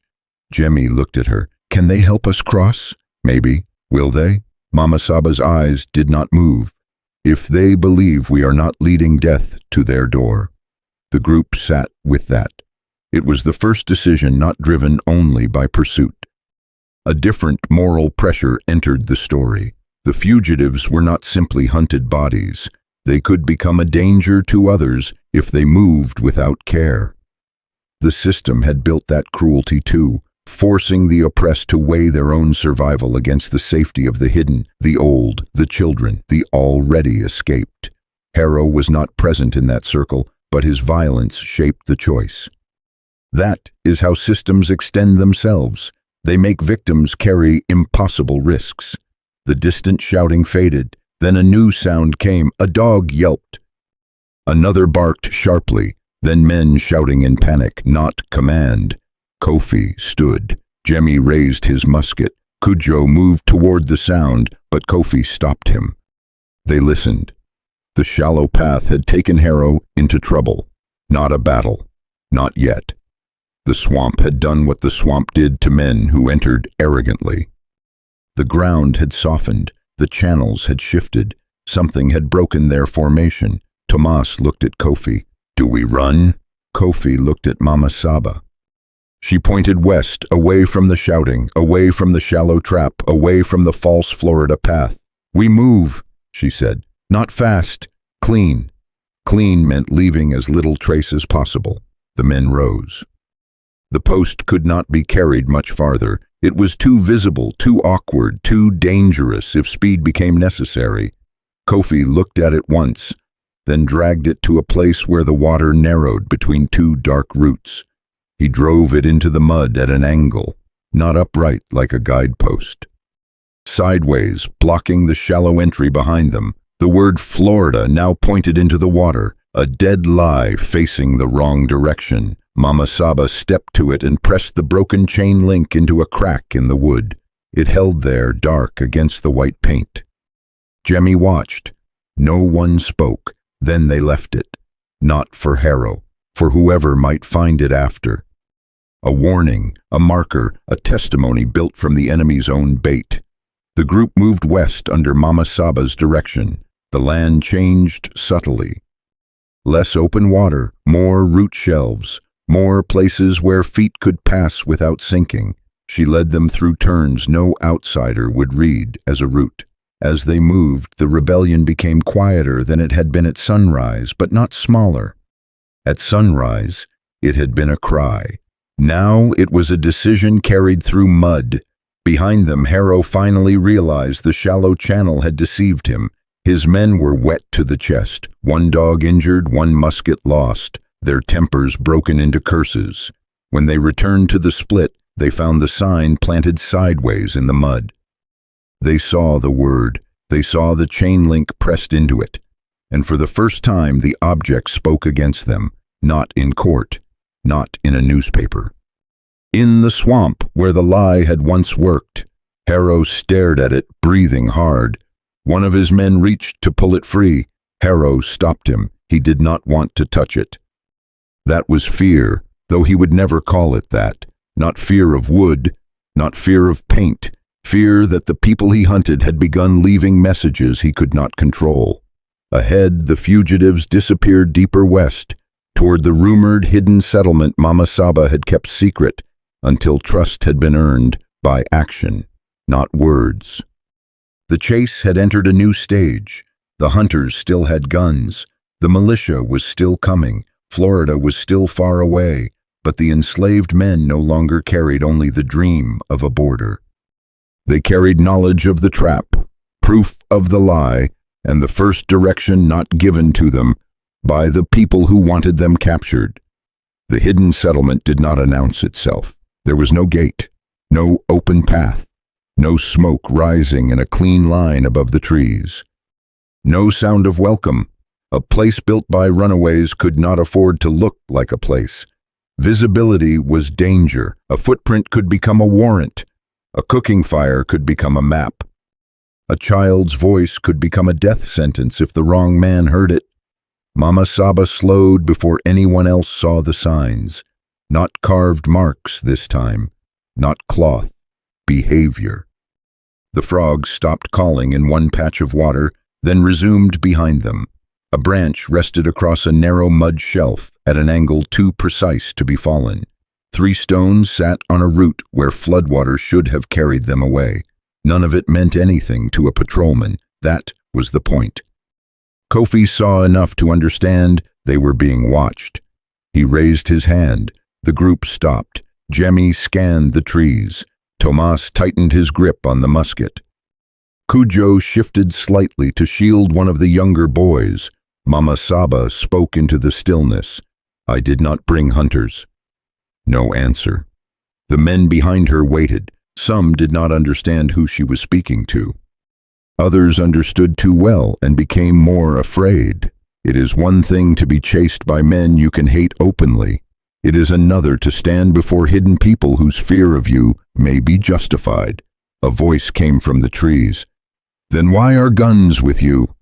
It was a woman's voice. Flat, close, impossible to place. Jemmy did not raise his weapon. Kofi slowly lowered his musket until the barrel pointed at the mud. "Because guns came after us first," he said. Silence. Then another voice, older, male. "Everyone says that when they bring trouble." That was not cruelty, it was experience. The swamp had taught the hidden people a brutal rule. Need does not make a stranger safe. A desperate man can lead a patrol without intending to. A captured man can speak under threat. A wounded child can cry at the wrong moment. Survival required mercy, but mercy without judgment could kill an entire settlement. Mama Saba stepped forward, alone. Tomas reached for her sleeve, then stopped himself. She lifted both hands, palms open. "My name is Saba," she said. "My son was Enzo." He was taken near the white sign. The silence changed, not into trust, into recognition. Leaves moved above the right bank. A woman emerged from behind hanging moss with a short musket held across her body. She was perhaps 40, perhaps older. Hunger, weather, and vigilance made age hard to read. Her hair was wrapped tight. Her eyes moved over every weapon, every face, every injury. Behind her, 2 more figures appeared. One man with a fishing spear, one boy with a bow too large for his arms. The woman looked at Mama Saba. Nzo had a scar over his left eye. Mama Saba's face did not break. "Yes." The woman held her gaze a moment longer. Then she lowered her musket by 1 inch. Not surrender. permission to keep breathing. "My name is Abena," she said. "You have 10 words to tell me why Harrow is behind you." Jemmy stepped forward, but Kofi spoke first. "We took the false sign. We exposed his crossing. He followed the wrong trail. He is angry and close." That was more than 10 words. Abena did not correct him. Her face hardened at the mention of the sign. "You touched it?" Mama Saba opened her fist and showed the broken chain link. Abena looked at it. Her expression changed before she could control it. Now the group saw that Mama Saba's grief was not isolated. The white-painted marker had a history among these hidden people too. It was not only a trap for this day, it was a wound in the local memory. Abena turned to the trees. A low whistle passed from one unseen watcher to another. Only then did the settlement reveal itself in pieces. A narrow ladder pulled aside from a root wall. A mat of reeds shifted to uncover a crawl path. A child's face disappeared behind a bark screen. A cooking pit had been covered with wet clay so completely that no smoke escaped. The people had built not a village, but a refusal to be found. There were perhaps 30 of them. Some were men who had run years before. Some were women with children who had never known plantation bells. Some were old enough to carry memories of ships, markets, fields, and names changed by force. Their bodies showed labor. Their movements showed discipline. No one rushed forward to embrace the fugitives. No one celebrated the rebellion as if it were a song. They saw armed men, low powder, wet clothes, bloodied feet, and danger. They saw consequences. Abena led Mama Saba, Kofi, and Jemmy beneath a low shelter roofed with bark and moss. The others remained outside under watch. It was not insulting. It was security. Inside the shelter, a map had been made without paper. Roots represented channels. Shells marked dry ridges. Charcoal lines showed patrol routes. Small bones marked places to avoid. A white stone sat at the eastern edge. Kofi looked at it. The sign. Abena nodded. Not the only one. Jemmy's eyes sharpened. How many? 3, we know. Maybe more, one east, one near the old rice road, one south by the Blackwater Bend. The words struck harder than a single revelation could have. The false Florida sign was not an isolated trick. It was part of a system. Multiple markers, multiple traps, multiple places where the promise of a border had been copied and planted like bait. The planters had not merely reacted to escape. They had studied its imagination. They had learned the language of hope and written it on posts. That was the crime beneath the crime. They did not only build chains, they built false exits. Jemmy stared at the route map. Then the road south is poisoned. Abena looked at him. The road they want you to know is poisoned. Kofi understood the distinction immediately. There is another way. Abena did not answer. Mama Saba looked at her. Children? Abena's face closed. Some. How many can move? All if they must, none if they are seen. This was the moment the rebellion became larger than the group that began it. The fugitives had brought pursuit to the edge of a hidden settlement. That was the danger. But they had also brought proof that Harrow's system could be misled, disrupted, and exposed. That was the opportunity. Jemmy wanted to move south again. It was still the original goal. Every instinct in him pressed toward distance, border, liberty. But the route map revealed the cost of blind movement. If they rushed, they could lead Harrow through routes that had protected people for years. Kofi studied the channels. Harrow will follow our last trace west. Abena nodded. If he finds this place, we scatter. Some will not survive the scatter. Then we do not let him find it. Jemmy looked at him. Kofi pointed to a channel marked with a curved root and 3 shells. What is this? Deep water, Abena said. Old cut, chest high in places. No bottom in others, we do not use it unless forced. And here, dry ridge, narrow, leads behind the old mill path. Kofi followed the map with his finger. If Harrow is drawn into the old cut, can your people cross the ridge unseen? Abena watched him carefully. You want to use us as bait? Kofi met her eyes. No, I want to use what he thinks he knows. That was the difference, and everyone in the shelter felt it. Harrow believed fugitives ran toward signs, ridges, crossings, and open southern ground. He believed hidden communities would scatter if threatened. He believed armed rebels would choose gunfire before patience. Every belief could be used. Abena was silent for several seconds. Then she looked at Mama Saba. You trust him? Mama Saba looked at Kofi. I trust what he does when he is afraid. That answer meant more than praise. Abena turned back to the map. We can move the children by the ridge, but Harrow must look elsewhere. Jemmy stepped forward. Then I will show myself. Kofi's head turned sharply. No. Jemmy's eyes stayed on the map. He knows me. He knows the shout from the road. If he sees me, he follows. He will shoot. Then he must miss. That was not bravado. It was calculation, and it carried the weight of leadership. Jemmy understood something Kofi had avoided naming. Some choices require a visible body to misdirect power. Hidden movement protects many, but someone must hold the eye of the hunter. Mama Saba spoke quietly. Not alone. Thomas stepped in from the shelter entrance. He had been close enough to hear more than he was meant to. I will go with him. Jemmy looked at him. You will follow orders this time? Tomas accepted the rebuke. Yes. Kofi studied them both. The relationship between the three men had shifted again. Jemmy had begun as the voice of rebellion. Kofi had become the mind-turning pursuit into terrain. Tomas had entered as doubt, anger, youth, and fear. Now Tomas was choosing risk with knowledge, not impulse. That mattered. A body forced into slavery can still be denied legal adulthood by the system around it. But responsibility under danger arrives without permission. Outside, Abena gave orders in low phrases. The settlement moved with terrifying efficiency. Reed mats lifted, bundles were tied.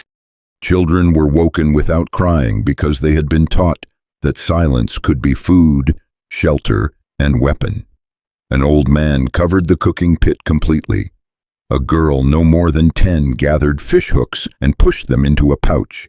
2 women erased footprints with branches as people moved. The hidden settlement did not flee like a crowd. It folded itself into the swamp. Kofi watched the children pass. That sight carried a different kind of accusation. These children had been born into concealment because the world outside had made their freedom illegal. Their first lessons were not letters or games. Their first lessons were where not to step, when not to speak, how to disappear before men with papers and guns arrived. No civilized society requires children to learn invisibility in order to live. Yet this one did. Jemmy, Thomas, Cujo, and 3 armed men prepared to draw Harrow toward the old cut. They took the wettest path first, then circled back to leave controlled signs. A torn strip of cloth, a heel mark in mud, 2 broken reeds pointing toward the wrong channel. Not too obvious. Obvious evidence had trapped Harrow once. He would distrust it now. This lie had to look accidental. Kofi remained with Abena to guide the main group and the settlement's children toward the ridge. Jemmy noticed. You are not coming.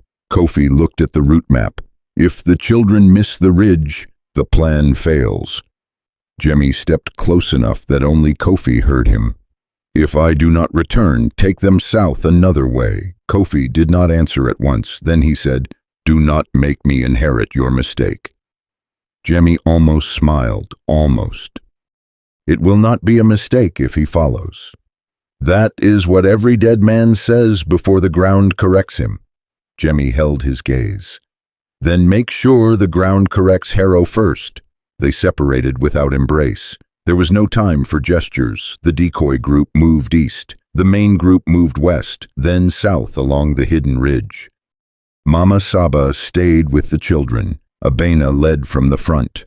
Kofi took the rear, erasing signs as best he could. For nearly 20 minutes, the plan existed only as discipline. Then came the shout. Harrow had seen Jemmy. A gunshot followed, then another. The children flinched but did not cry. One boy bit his own sleeve to keep silent. Mama Saba placed a hand on his head and guided him forward. Kofi stopped at the rear and listened.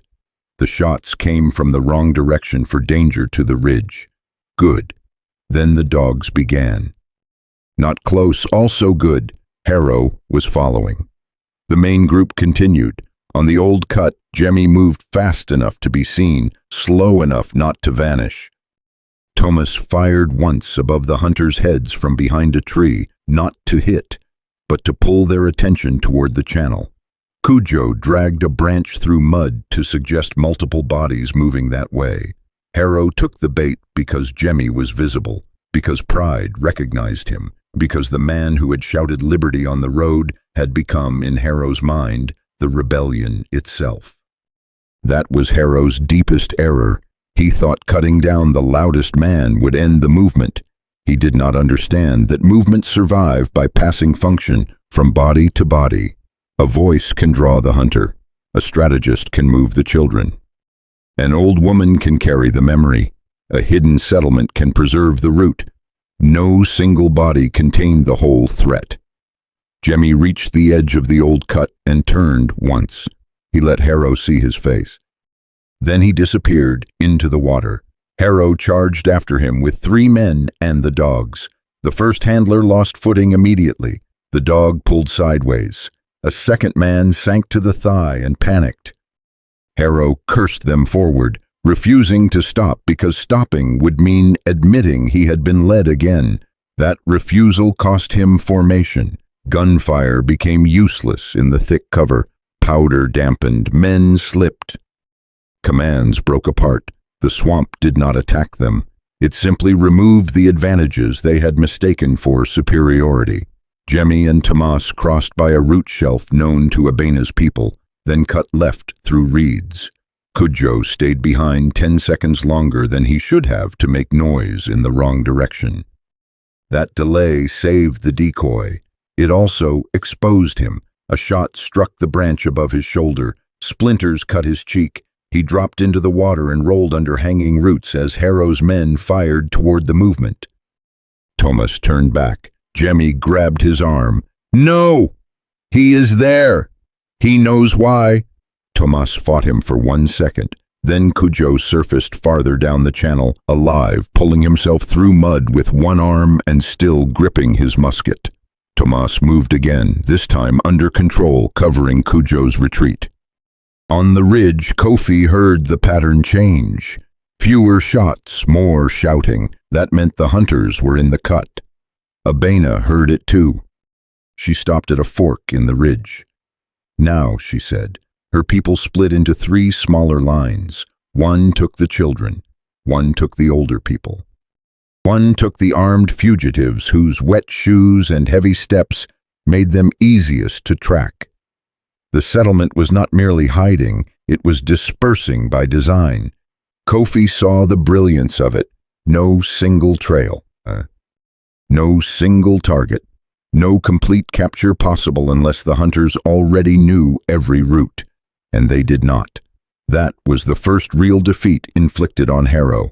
Not a wound. Not a death. A loss of total control. By late afternoon, the main lines rejoined at a low, dry shelf, far beyond the settlement's original edge. People counted quietly. One child missing for 30 seconds caused silent panic until she emerged behind Abena carrying the cooking pouch she had refused to abandon. No celebration, only breath. Then Jemmy's group arrived, first Tomas, then Cujo, bleeding lightly from the cheek. Then 2 others. Last came Jemmy. He walked out of the reeds with mud across his chest and one empty powder pouch in his hand, alive, but changed. The decoy had cost them nearly all the dry powder he carried. He looked at Kofi. "Harrow is in the old cut." For how long? Long enough. No one asked what long enough meant. Long enough for the hidden settlement to move. Long enough for the children to vanish. Long enough for the hunters to learn that the swamp had more authors than they did. Abena looked over the assembled people. Her expression did not soften, but her musket lowered fully for the first time. "You brought danger," she said. Then she looked at Mama Saba, Kofi, Jemmy, Tom's Cujo, the children, the exhausted men from the road. "And you did not hand us to it." That was as close to welcome as the hour allowed. Behind them in the old cut, Harrow's shouts grew distant and disordered. His men were still alive, still armed, still dangerous. But the shape of the chase had broken. He had followed a rebellion and found a swamp network. He had hunted a road and lost the map. He had set traps for fugitives and been drawn into ground governed by the people he thought could only run. As evening came down, Abena pointed south, not toward the false Florida road, not toward painted posts, not toward watched crossings. Toward a narrow route marked only by memory. "There is a way," she said, "hard, slow, not safe." But ours. Kofi looked at Jemmy. Jemmy looked at Mama Saba. Mama Saba closed her hand around the chain link and nodded once. The road they had been given was a trap. The road they would take now had no sign. That was why it could be trusted. The route without a sign was harder than the trap. That was the first truth they learned after leaving the hidden settlement behind. The false road had offered speed, open ground, and a word painted where desperate eyes could find it. The real route offered none of that. It moved through narrow ridges, flooded cuts, root shelves, and channels that turned back on themselves until direction became something only memory could hold. Abena walked at the front. She did not lead like someone guiding guests. She led like someone moving a wound through hostile territory. Every stop had a purpose. Every hand signal had been practiced before this day. When the line bent left, it was not hesitation. When it crossed water twice in 100 yards, it was not confusion. It was erasure. Behind her came the children and the oldest people from the settlement. Behind them, the armed men from Stono. Behind them, Kofi and Cujo took turns covering the rear. Jemmy walked in the middle now. That was deliberate. He had drawn Harrow once. He would do it again, if necessary. But for the moment, his face could not be the front of the line. Not with children ahead. Not with the route still unknown to most of them. Leadership had become less visible and more useful. That was one of the quiet transformations of the day. At sunrise, leadership had looked like a man raising a weapon and shouting liberty on a road. By evening, it looked like people stepping exactly where an old woman placed her foot. The swamp darkened before the sun was gone. Tall trees cut the light into narrow strips. Mud sucked at ankles. Mosquitoes thickened. The children moved without complaint until their bodies began to betray them. One little girl stumbled twice. Her mother lifted her once, then nearly fell herself. Thomas saw it. He shifted his musket to his back and took the child without asking. She stiffened at first. She had been trained to fear unknown arms. Then she saw Mama Saba nod. Thomas carried her. No one praised him.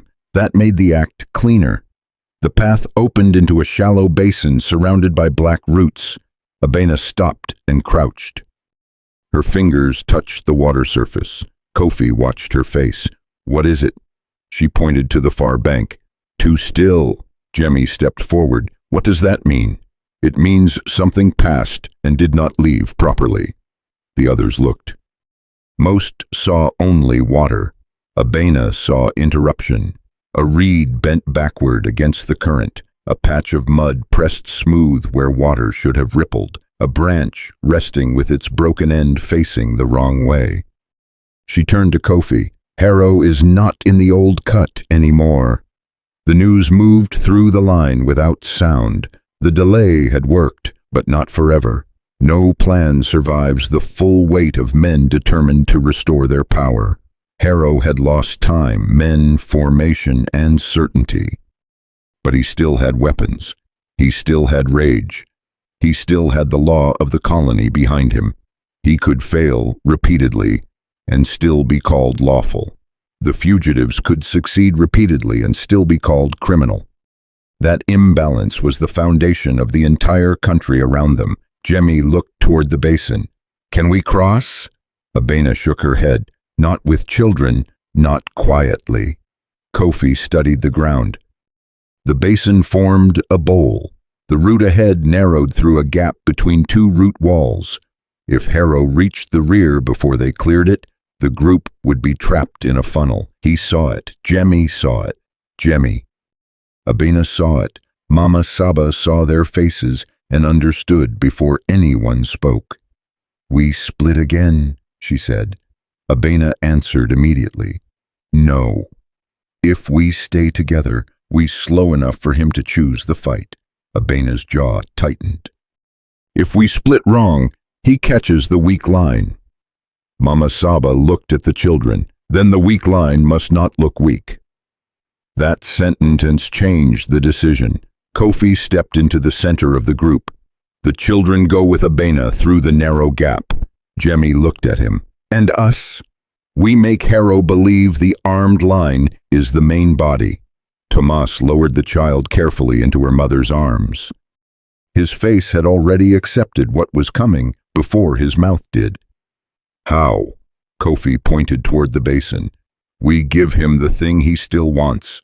Jemmy understood. "Me." Kofi did not soften it. "Yes," Kujo shook his head. "He will expect that now. He will expect a decoy, so we give him a choice he cannot ignore." Kofi turned to Mama Saba. She had already opened her fist. The chain link lay in her palm. "No," Jemmy said. Mama Saba looked at him. Jemmy's voice lowered. "You do not need to stand in front of him." She closed her fingers around the link. "I have been standing in front of him for 12 years. He just did not know it." There was no melodrama in her voice. No request for permission. She was not offering herself as a symbol. She was identifying the one person whose presence could accuse Harrow more deeply than Jemmy's defiance. Jemmy represented rebellion. Mama Saba represented memory. Men like Harrow could call rebellion a crime. Memory was harder to dismiss when it carried the object pulled from the mud beneath his sign. Kofi laid out the plan in short phrases. Abena would take the children and hidden families through the gap, then south by the root ridge. The armed group would move visibly across the basin's edge. Jemmy would show himself. Mama Saba would show the chain. Kofi and Kujo would hold the rear long enough for the main line to vanish. Not win. Hold.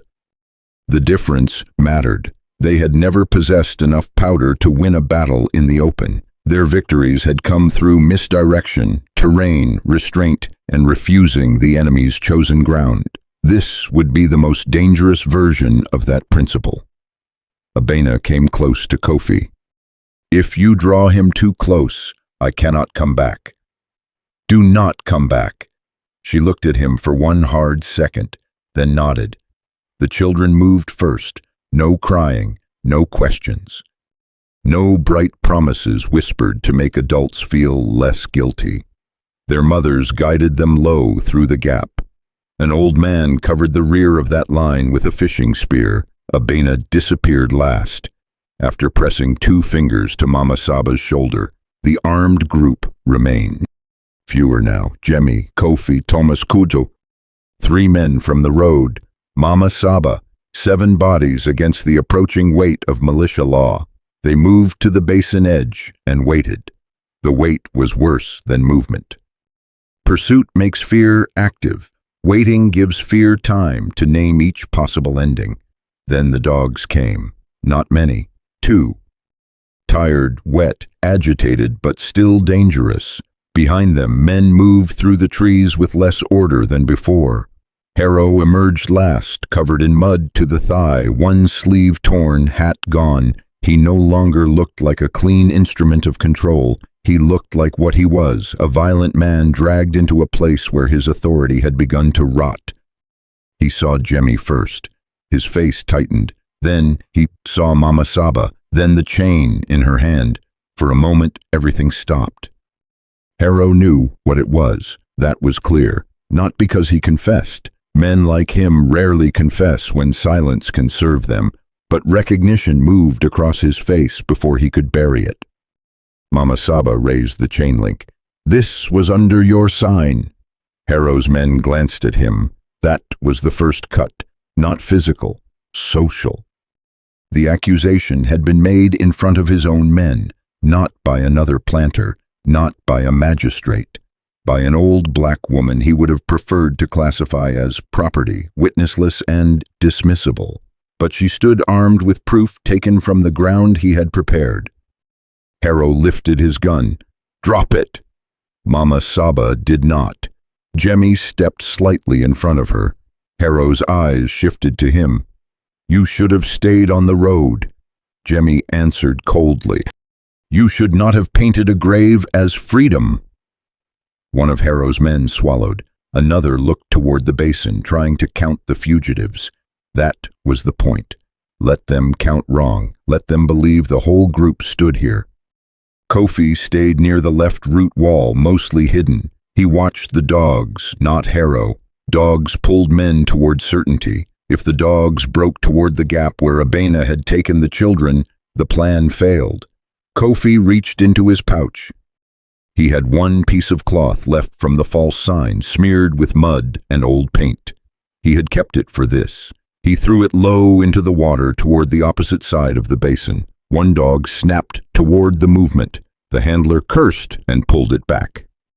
Too late. The second dog followed the scent and splashed forward. Harrow's eyes flicked toward the movement. Jemmy moved at once. He fired into the mud between Harrow's men and the dogs. Not to kill, to fracture formation. The shot exploded wet earth. The dogs broke sideways. One handler slipped. Thomas fired next, higher, into the branches above the right side. Leaves fell. Men ducked. Cujo shouted from a different angle, making the group sound larger than it was. For 30 seconds, confusion did what powder could not. It multiplied 7 into many. Harrow fired toward Jemmy. The shot missed, but close enough that Jemmy staggered behind a root. Mama Saba did not move. Kofi shouted once. And now, Jemmy rose again, exposing himself deliberately. Harrow saw him and aimed. That was the choice Kofi needed him to make. Cujo and Tomas pulled the cord they had stretched low across the basin edge minutes earlier. It was not strong enough to stop men at full charge, but it was enough to disrupt men moving through mud while looking at targets instead of feet. 2 of Harrow's men rushed forward. Both fell. Their guns hit water. The handlers lost the dogs entirely. Kofi fired his last dry shot into the root above Harrow's shoulder. Bark burst beside his head. Harrow dropped, not hit, but forced down. Jemmy reached Mama Saba and pulled her back. This time she allowed it. The purpose had been achieved. Harrow had seen the chain. His men had seen him recognize it. They had been held at the basin. The children had gained distance. Now, staying longer would be vanity. And vanity kills fugitives. Kofi signaled retreat. The 7 withdrew through a side shelf, not the main gap. Abena had marked it for them with 3 stones pressed into mud. One by one they slipped through. Cujo last, dragging a branch behind him to blur the tracks. Harrow recovered faster than Kofi expected. A shot cracked. One of the men from the road, Samuel, stumbled, not down. Wounded in the shoulder, Tomas caught him before he fell into water. Jemmy turned back. Kofi grabbed Samuel's other arm. No one left him. That slowed them. Harrow saw it and pushed forward with the fury of a man who had found the one human weakness he understood: loyalty. This was another obscenity of slavery. It counted on love as a liability. It used mothers, children, husbands, friends, and elders as pressure points. It punished attachment because attachment proved personhood, and personhood threatened the entire fiction. Samuel clenched his teeth and stayed upright. "Leave me." No one answered. They moved. The side shelf narrowed. Behind them, Harrow's men entered the wrong gap first, then corrected. The delay was seconds, not minutes. Ahead, Abena's marked route descended into a blackwater passage barely wide enough for one body at a time. Jemmy stopped. Kofi saw the decision on his face. "No." Jemmy looked back. "They need more time. We all go. With Samuel, they catch us before the passage." Thomas spoke sharply. "Then I stay too." Jemmy turned on him. "You carry him. I can fight. You can obey."